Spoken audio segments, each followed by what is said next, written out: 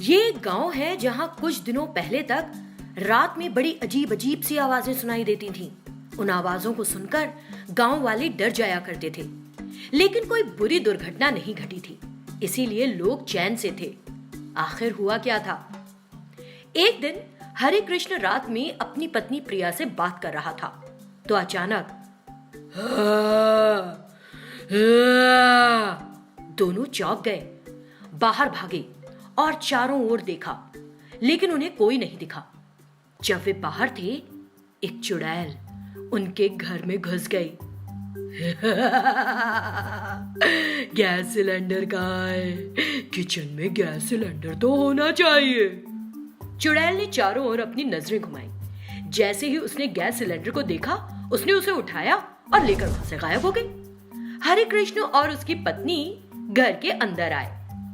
प्रिया, मुझे प्यास लग रही है, जरा पानी ले आओ। प्रिया रसोई में गई। पानी लेते समय उसकी नजर गैस के चूल्हे पर पड़ी। गैस चूल्हा तो था, लेकिन सिलेंडर गायब था। प्रिया ने अपने पति से जोर से पूछा, हरी, गैस सिलेंडर कहाँ गया? क्या तुमने अपना सिलेंडर किसी को दे दिया? मुझे क्या पता कहाँ है, मैंने किसी को नहीं दिया। ये कैसे हो सकता है? अभी तो था और अब गायब है। अब खाना कैसे बनेगा? उसी दिन वो चुड़ैल कई घरों में घुसी और किचन से गैस सिलेंडर चुरा लिए और लेकर उन्हें वहां से गायब हो गई। अगले दिन सभी लोगों ने सोचा, कल रात हमारे घर से गैस सिलेंडर गायब हो गया। अरे गैस सिलेंडर कौन ले जा सकता है? बड़ी फिक्र की बात है, किसी ने चोरी की है। एक नहीं, कई चोर आए होंगे। फिर ये बात ग्राम प्रधान तक पहुंची। तब ग्राम प्रधान ने ग्रामीणों को बुलाया और कहा, चिंता मत करो, चोरों के गिरोह का काम लगता है। आज रात सोना नहीं, हम चोर का पता लगा ही लेंगे। ग्राम प्रधान के कहे मुताबिक कोई भी रात में नहीं सोया। रात के 12 बज रहे थे। वो चुड़ैल शोर मचाते हुए एक घर में घुसी।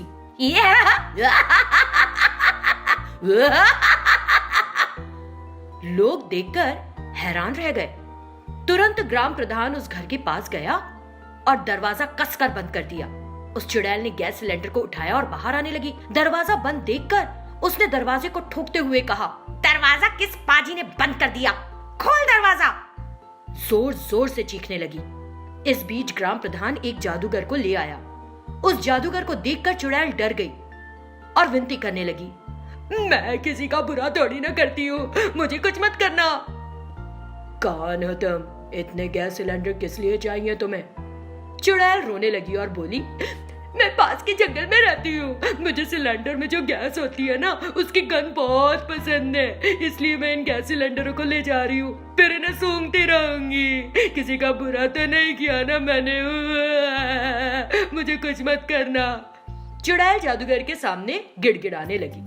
तब जादूगर को उस पर दया आ गई।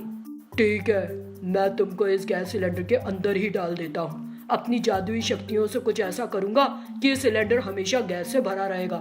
फिर तुम इस सिलेंडर के अंदर आराम से सूंघती रहना गैस को। चुड़ैल एकदम तैयार हो गई। फौरन जादूगर ने अपनी जादुई शक्तियों का इस्तेमाल किया और उस चुड़ैल को गैस सिलेंडर में डाल दिया। So sweet of you, कितना मजा आ रहा है। फौरन जादूगर ने उस गैस सिलेंडर को जंगल में रख दिया। इस तरह लोगों ने राहत ली और चुड़ैल को भी सिलेंडर मिल गया। एक गांव में सरिता नाम की एक लड़की रहती थी। वो अकेली रहती थी। सरिता देखने में अच्छी नहीं थी, इसलिए कोई भी उससे बात नहीं करता था। लेकिन एक शैतान ने उसके साथ दोस्ती कर रखी थी। एक दिन वो जंगल में गई और एक पेड़ के नीचे बैठकर रोने लगी। तभी वो शैतान जो बगल के पेड़ पर बैठी थी और नीचे कूद पड़ी, जिसे देखकर ओह सरिता, मैं तुम्हारी दोस्त त्रिपुरा हूँ, तुम मुझसे भी डर गई। अरे तुम अचानक आई, मैं इसलिए डर गई। अच्छा, तुम रो क्यों रही हो, बताओ। मैं राजेश नाम के एक लड़के से प्यार करती हूँ। मैंने उससे अपने प्यार का इजहार किया, लेकिन क्या? हमारे गांव के लोग कहते हैं कि उसकी माँ एक बेहद कठोर स्वभाव वाली महिला है। बहू बनोगी उसकी? बहू क्या, कुछ भी नहीं, वो मुझसे प्यार नहीं करता। और मान लो करने लगे तो क्या तुम यातना सहोगी? मैं उसकी माँ के बारे में अभी कुछ नहीं कह सकती। मैंने तुमसे इस बारे में कभी नहीं पूछा, लेकिन क्या तुम्हारे पास जादुई शक्तियाँ हैं? अगर हैं तो मुझे एक खूबसूरत लड़की बना दो। ये तो बहुत आसान है, अभी बनाती हूँ। कुछ ही पलों में शैतान ने सरिता को एक सुंदर लड़की में बदल दिया।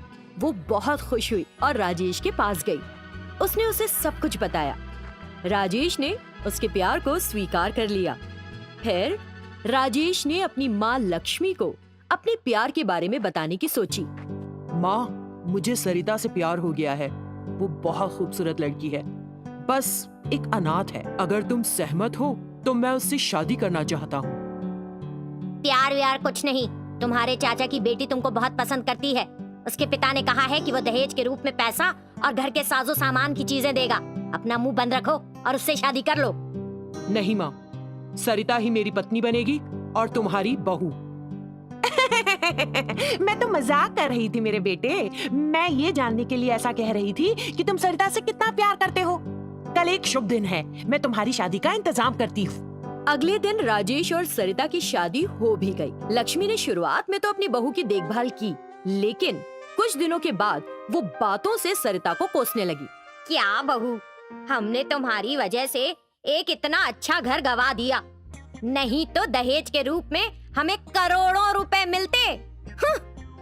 माँ जी, आप मुझसे इस तरह क्यों बात कर रही हैं? आपने मुझसे दहेज नहीं मांगा, इसलिए मैं नहीं लाई। ओ, मैंने तुमसे नहीं मांगा, और अगर मांगा होता तो कहाँ से लाती? माता पिता का तो अता पता है नहीं। आप ऐसा ना कहें, मैंने जो पैसे बचाए थे मैं वो लेकर आती। जा तो फिर लेकर आ। और जब सरिता जाने लगी, घर तभी वापस आना जब गांठ में पैसा हो, वरना शक्ल दिखाने की जरूरत नहीं है। खबरदार, टांगे तोड़ दूंगी। सरिता रोती हुई अपनी शैतान दोस्त के पास गई और उसने उसे सब कुछ बताया। उसकी सुनने के बाद, मैंने तुमको पहले ही आगाह किया था कि वो बहुत दुष्ट औरत है। खैर, ये कहते हुए शैतान सरिता के शरीर में समा गई और उसके ससुराल गई। जब लक्ष्मी ने सरिता को फिर घर आते देखा, खाली हाथ चली आई। पैसे कहाँ हैं? पैसा? माँ जी, पैसा तुम्हारी तिजोरी में है, जाओ जितना चाहे निकाल लो। क्या बेवकूफ, ऐसी बदतमीजी! और लक्ष्मी ने अपना हाथ उठाया। तुम्हारी हिम्मत कैसे हुई मुझ पर हाथ उठाने की? तुमने मुझसे 1 करोड़ मांगे थे ना, उतने ही चाटे मारूंगी। छोड़ मुझे, छोड़ छोड़।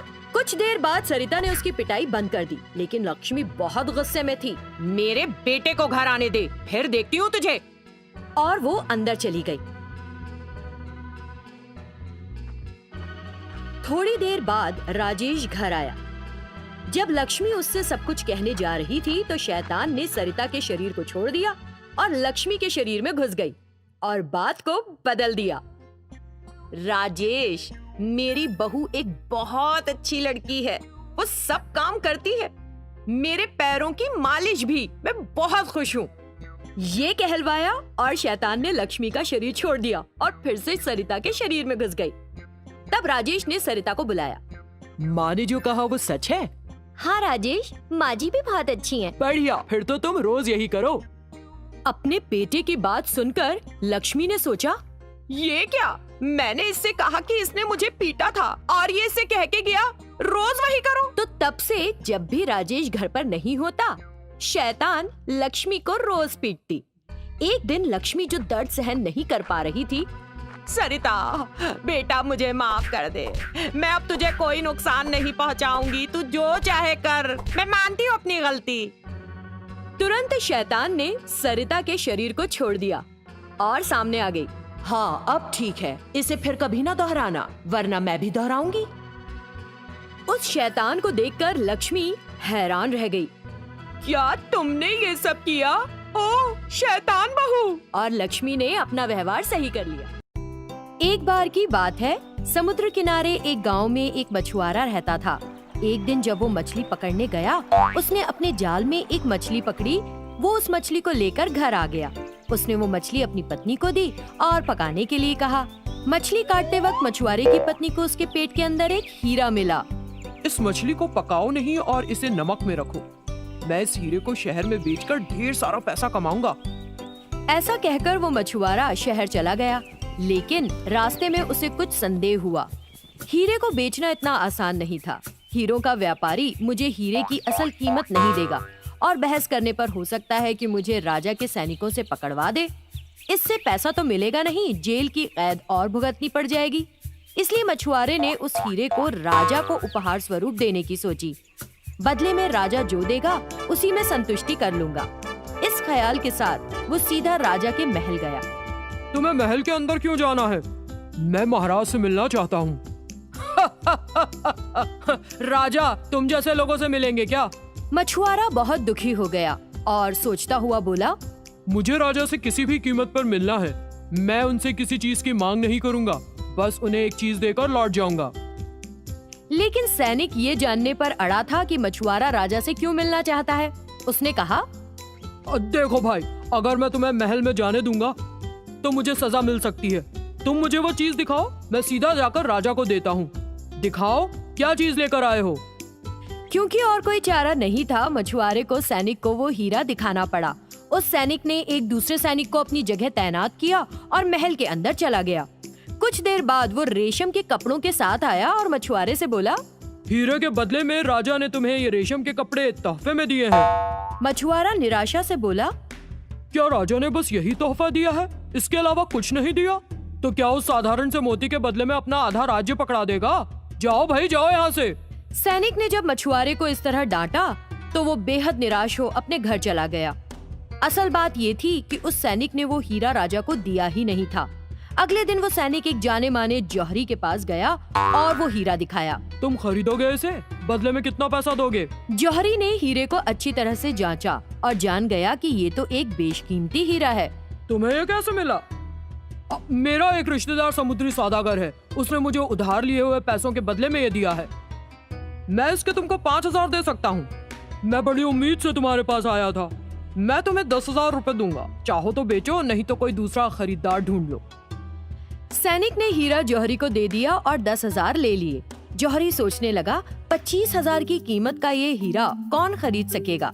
जौहरी उस हीरे को राजा को बेचने के इरादे से महल गया और राजा को हीरा दिखाया। राजा ने वो हीरा अपने महल के जौहरियों को दिखाया। उन्होंने हीरे को अच्छे से जांचा और बताया कि उसकी कीमत 30,000 रुपए है। राजा ने हीरे को खुद भी जांचना चाहा और अपने प्रार्थना कक्ष में गया। वहाँ एक देवी की मूर्ति थी। कोई भी कीमती चीज खरीदने से पहले राजा देवी से उसके बारे में राय लेना जरूरी समझता था। वो देवी अपनी राय अलग अलग तरह से प्रकट करती थी।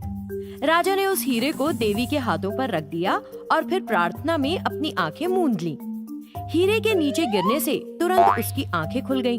उसने दोबारा हीरे को देवी के हाथ पर रखा और प्रार्थना करने लगा, लेकिन वो हीरा दोबारा नीचे गिर गया। राजा उस हीरे को लेकर उस जौहरी के पास आया और बोला, ये एक बेशकीमती हीरा है, लेकिन इसके मुझ तक पहुंचने में कुछ गड़बड़ हुई लगती है। सच बताओ, तुम्हें कैसे मिला? महाराज, मेरा इरादा सच छुपाने का कतई नहीं था। मैंने इसे 10,000 में खरीदा है। इस हीरे की कीमत 10,000 से बहुत ज्यादा है, लेकिन मेरा व्यापार। ये हीरा तुमने किससे खरीदा है? आपके सुरक्षा सैनिक से। राजा ने सैनिक को बुलाया और उससे पूछा, लगता है तुमने ये हीरा जौहरी को बेचा था, तुम्हें ये कहाँ से मिला? महाराज, कृपया मुझे माफ कर दे। एक मछुआरे ने मुझे ये हीरा दिया और रेशम के कपड़े ले गया। कौन मछुआरा? क्या नाम है उसका? सैनिक ने बताया कि उसे उसका नाम पता नहीं है। अगले दिन राजा ने ऐलान करवाया कि सारे गांव वालों को सभा में उपस्थित रहना है। सारे गांव वाले सभा में एकत्रित हो गए। राजा ने मंत्री, जौहरी और सैनिक को बुलाया। सभा में आए सैनिक और मछुआरे ने एक दूसरे को पहचान लिया। राजा ने मछुआरे से हीरे के बारे में पूछा। मछुआरे ने राजा को शुरू से आखिर तक सारी बात बता दी और फिर वो मछली भी दिखाई, साथ ही वो जगह भी जहाँ पर हीरा मिला था। राजा को सारी बात समझ आई और उन्होंने फौरन सुरक्षा सैनिक को जेल में डाल दिया। राजा ने जौहरी को 10,000 दिए और मछुआरे को हीरे की असल कीमत 25,000। उन पैसों को लेकर मछुआरा घर आया और अपनी पत्नी के साथ आराम से रहने लगा।